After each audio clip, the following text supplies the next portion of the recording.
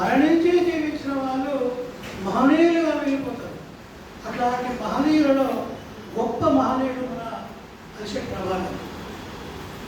ఎందుకంటే మరణించిన తర్వాత జీవితం ఎవరుకుంటారంటే సమాజాన్ని, ప్రజలను ప్రేమించిన వాళ్ళు, సామాజిక మార్పు కోసం నిస్వార్థంగా పనిచేసిన వాళ్ళకు మరణించిన తర్వాత జీవితం ఉంటుంది. ఇవాళ అలిశెట్టి ప్రభాకర్ యొక్క కవిత్వము కానీ ఇప్పటికీ ఇంకా సందర్భంలో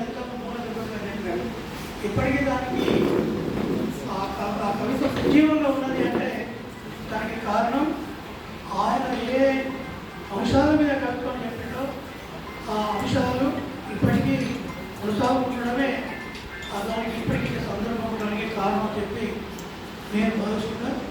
కనుక అలిశెట్టి ప్రభాకర్ నేను ఒకసారి కూర్చున్నప్పుడు అలా నేను కవిత్వం చెప్తానే అన్నాడు.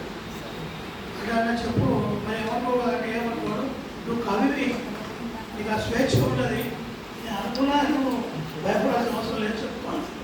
అంటే కాస్తంతా మైకుంటే డైరెక్టర్, ఆస్తంతా పోగొడితే ప్రొడ్యూసర్.